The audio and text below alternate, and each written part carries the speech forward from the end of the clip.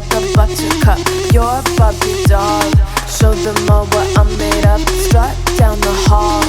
Won't stop till I get enough. Welcome to our deep dive into the 2025 Golden Globes. It's Sunday night, January 5th, and well, the awards just wrapped up. We're not just going to rehash who won what. Instead, we're going to look for the stories behind the awards and what these wins tell us about, kind of like the state of entertainment, whether you're prepping for tomorrow's water cooler chat or what, just like incredibly curious. We're here to give you kind of the insights that go beyond the headline. Exactly. We're going to take all of your sources and extract the most important nuggets of knowledge and insights. It's about understanding the trends these awards reveal and how they might point to where the industry is headed next. Okay, let's jump right in. The first thing that caught my eye was Selena Gomez being nominated for both a film and a TV show. Emilia Pérez and Only Murders in the Building. It got me thinking, what if she had won both? That would have been an interesting scenario for sure. While she didn't win for her role in Only Murders, she is connected to a win in Emilia Pérez, though indirectly. Zoe Saldana won Best Supporting Actress for that film, the same category in which Gomez was also nominated. So in a way, it's a double win for Emilia Pérez. And speaking of Emilia Pérez, it seems like they were really hoping to take home a lot of awards. They had a whopping 10 nominations. 10 nominations is incredibly impressive. And it really speaks to the breadth of the film's achievement. It wasn't just nominated for acting categories, but also for directing, writing, and music. It seems like the film excelled in almost every aspect of filmmaking. And here's where things get really interesting. Emilia Pérez is categorized as a musical or comedy, a genre that doesn't always sweep the awards. We tend to think of those heavier, dramatic films taking center stage, right? That's a great observation. Yeah. And the success of Emilia Pérez could indicate a growing preference for films that blend genres, offering something new and unexpected, you see. The film cleverly uses musical numbers not just for entertainment, but to reveal character motivations and emotional depth. It's a far cry from your typical lighthearted musical. This success could be a sign of a shift towards more nuanced and layered storytelling in film. Now on to a topic that truly shook things up. Nikki Glaser as the host of the Golden Globes. This is a pretty big deal, being the first solo female host in the show's history. Absolutely. This is a significant milestone, and not just for the Golden Globes, but for award shows in general. It's a powerful symbol of the broader cultural shift toward greater representation and inclusivity on screen. I have to admit, a small part of me is bummed she didn't win for her stand-up special, Someday You'll Die.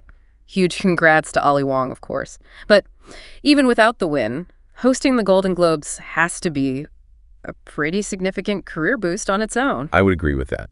History shows us that hosting gigs like this often lead to greater visibility and recognition, which can open doors to future opportunities, including potentially future award nominations. Let's switch gears and talk about some of the television wins. It looks like The Bear is back and stronger than ever with 5 nominations, the most for any television show this year. Last year, it won big in the comedy category. So this continued success shows it's really resonating with both audiences and critics. The Bear is definitely on a winning streak, and Jeremy Allen White's win for Best Actor reinforces the show's critical acclaim and popularity. It's interesting to consider what keeps audiences and critics coming back for more. What do you think it is about this show that sets it apart? Maybe it's the fast-paced, intense energy of the show, the way it dives into the world of a high-pressure kitchen. Or perhaps it's the characters, their flaws, their struggles. Maybe viewers find them relatable and connect with their stories. I think you're onto something there. The show seems to strike a chord with viewers on an emotional level, and the characters feel incredibly real and relatable, despite the somewhat unusual setting. Now for another interesting one, Shugin, tied with Only Murders in the Building, with 4 nominations each. But here's what stood out to me. Both of the supporting actors from Shugin won awards. That has to be a testament to the quality of the performances and the show as a whole, right? It certainly is an indicator of strong performances. And if we look back at other successful period dramas, we often see that a talented ensemble cast plays a major role in a show's overall impact and appeal. Shugin might be following a similar path to success. It's fascinating to see how a show with a historical setting can still capture the attention of modern audiences. Perhaps there's something about stepping back in time, experiencing a different world that draws people in. I think that's a great point. Period dramas often offer a sense of escapism, transporting viewers to another time and place. But they can also offer insights into human nature, societal dynamics that are still relevant today. which might explain their enduring appeal.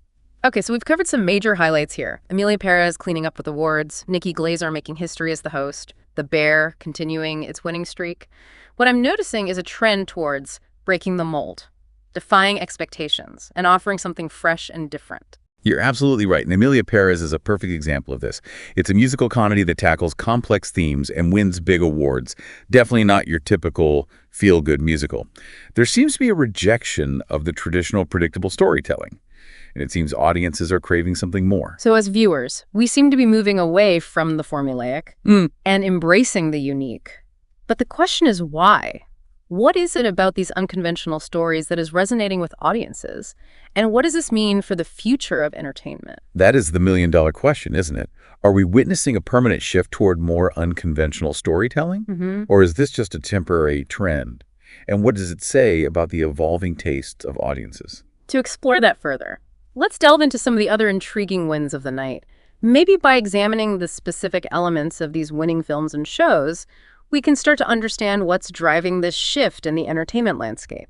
You know, one win that really exemplifies this trend toward unconventional storytelling is Sebastian Stan winning Best Actor in a Musical or Comedy for his role in A Different Man. That's an interesting choice for sure. It makes me think about how diverse the performances recognized this year were. We had everything from seasoned veterans like Demi Moore, who won Best Actress in a Musical or Comedy for The Substance, to newcomers like Sebastian Stan, who seems to be really hitting his stride in the industry. It speaks to a willingness to recognize talent that pushes boundaries, regardless of experience. And it also highlights the incredible variety of storytelling we're seeing today. Think about A Different Man for a moment. It's a musical comedy, but I bet it explores some pretty complex themes, given Sebastian Stan's range as an actor. Right. And speaking of seasoned veterans, Jodie Foster took home Best Actress in a Limited Series for her role in True Detective Night Country. It's great to see both familiar faces and rising stars being celebrated. It really demonstrates the dynamism of the entertainment industry. You have these established actors who continue to deliver captivating performances while newer actors emerge and bring their own unique perspectives and talents to the screen. It's a constant evolution which keeps things fresh and exciting for viewers. Okay, but can we talk about Colin Farrell for a second? Winning Best Actor in a Limited Series for The Penguin. That's just cool, plain and simple. It is. And it highlights the enduring appeal of superhero stories. Why? Even when they're presented in a more nuanced, character-driven format like The Penguin. It's not just about the action and spectacle anymore. It's about exploring the complexities of these characters, their motivations, their struggles. Take The Penguin, for example.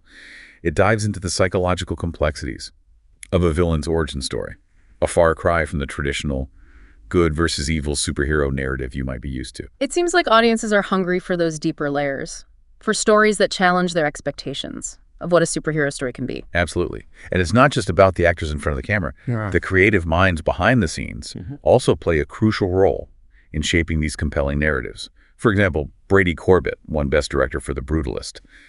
I always find it fascinating to see how a director's vision can completely transform a film. It's like they're the architects of the story, guiding the actors, the crew, everyone involved towards a shared vision. They make decisions about pacing, tone, visuals, everything that contributes to the overall cinematic experience. Precisely. And in Corbett's case, his win for The Brutalist suggests a recognition of his distinct style and ability to tell stories that challenge conventions. Speaking of things that shape the cinematic experience, let's talk about music. Emilia Pérez swept both the Best Original Score and Best Original Song categories. Trent Reznor and Atticus Ross won for the score of Challengers, but Emilia Pérez dominated the music awards overall. I'm getting the feeling it must have a killer soundtrack. It seems so. It's interesting to see original music being celebrated in this way. It reinforces the idea that a film's score and songs are integral to the storytelling experience. They're not just background noise. They're part of the emotional fabric of the film. They can set the mood, amplify the tension, or even reveal a character's inner thoughts and feelings. It's a powerful tool for filmmakers. And speaking of powerful tools, a good script is essential for any successful film. Peter Strawn won Best Screenplay for Conclave, which was also nominated for Best Drama. A strong screenplay is the foundation of a film. It sets the stage for the story, establishes the characters, and provides the dialogue that brings them to life. Conclave seems to be resonating with critics, And it wouldn't be surprising if the screenplay played a significant role in its success. It's like the blueprint for the entire film, guiding all the other creative elements. Yeah. Before we move on, I wanted to touch on one more win. Wicked winning the Cinematic and Box Office Achievement Award. This one comes as no surprise, given all the buzz surrounding the film. Wicked was a highly anticipated film, and its box office success demonstrates its wide appeal. It's a classic story reimagined for a new generation, and it seems to have captured the imagination of audiences worldwide. I think there's something to be said for the power of nostalgia, especially when it's combined with fresh perspectives and updated visuals. It's like revisiting a beloved story with new eyes. Exactly. And that brings us back to this idea of pushing boundaries and experimenting with familiar stories. Wicked takes a well-known narrative and reimagines it for a contemporary audience, which seems to be resonating deeply with viewers. So we've talked about acting, directing, music, screenwriting. It's clear that the Golden Globes recognized a diverse range of talent this year. And what we're seeing is that the lines between genres are becoming increasingly blurred. We have musical comedies with dramatic depth, superhero stories that delve into complex characters, and classic tales reimagined for a modern world. It's as if the entertainment industry is undergoing a transformation, and these awards offer us a glimpse into what the future of storytelling might look like. But the question remains, what does this mean for us as viewers? What does it say about our evolving tastes and the kind of stories we crave? Maybe we're looking for something more than just entertainment. Perhaps we're seeking connection, authenticity, and stories that reflect the complexities of the world we live in. I think there's a lot of truth to that. We're constantly bombarded with information and stimuli, and maybe we're drawn to stories that offer a sense of depth, meaning, and emotional resonance. It's like we're craving substance over spectacle, stories that make us think, feel, and question the world around us. And maybe, just maybe, these awards are a sign that the entertainment industry is listening. They're recognizing the work of creators who are pushing boundaries, taking risks, and telling stories that challenge our expectations. So where do we go from here? We've seen this trend towards unconventional storytelling, this blurring of genres, this desire for something more. What does this mean for the future of entertainment? That's a fascinating question. Yeah. And one that, Alan, we'll need to keep exploring. But perhaps the answer lies not in predicting the future, but in embracing the present. What do you mean by that? I mean that. We should continue to seek out stories that challenge us, that move us, that make us think differently about the world. We should celebrate the creators who are pushing the boundaries of storytelling and support the work that resonates with us. So it's not about trying to figure out what the next big trend will be, but about being open to new experiences and engaging with the stories that speak to us on a personal level. Exactly. And who knows, maybe those stories will inspire a whole new wave of innovative genre-bending and thought-provoking entertainment in the years to come. It feels like we've uncovered a real shift in the entertainment landscape, a move away from the predictable and towards the unexpected. I think you've hit the nail on the head. This year's Golden Globes seem to be celebrating originality, risk-taking, and stories that defy easy categorization. It's a departure from the formulaic, a recognition of the power of fresh perspectives and unconventional narratives. We've talked about films like Emilia Pérez and The Penguin, both prime examples of this shift. But this trend extends beyond specific genres or formats. Think about the range of talent recognized this year. We saw a mix of established stars and relative newcomers, suggesting a willingness to embrace new voices and fresh talent. It's almost as if the industry is responding to a growing demand for authenticity and substance. Viewers seem to be craving stories that feel real relatable and emotionally resonant, even if they're set in fantastical worlds or explore unconventional themes. This brings to mind something we discussed earlier about The Bear. It's a show set in a high-pressure kitchen, yet viewers connect with the characters and their struggles. It's a reminder that great storytelling can transcend setting or genre. Absolutely. What truly captivates audiences is the ability to connect with characters on a human level and see reflections of their own experiences and emotions in the stories being told. So what does this tell us about the future of entertainment? Are we headed towards a landscape where genre-bending innovative storytelling becomes the norm? It's certainly a possibility, and a very exciting one. Imagine a world where creators are encouraged to push boundaries, experiment with form, and tell stories that challenge our expectations and assumptions. That sounds pretty amazing. It makes me want to dive into some of these winning films and shows myself to see what resonates with me, what surprises me, what challenges my own perspectives. I think that's a fantastic idea. As you explore these stories, pay attention to what moves you, what makes you think, what sparks your curiosity. Those are the elements that shape the future of entertainment. Maybe they'll even inspire the next generation of Golden Globe winners. Yeah. Well, that wraps up our deep dive into the 2025 Golden Globe Awards. We hope you've enjoyed this journey beyond the headlines and that you're leaving with a newfound appreciation for the ever-evolving world of entertainment. Go check out these award-winning films and shows, and who knows, maybe they'll inspire some deep dives of your own. Thanks for listening. Sound the alarm. I'm coming up. We'll have a ball. I'm sweet like a buttercup. You're a Barbie doll. Show them all what I'm made of. Strut down the hall. Won't stop till I get enough.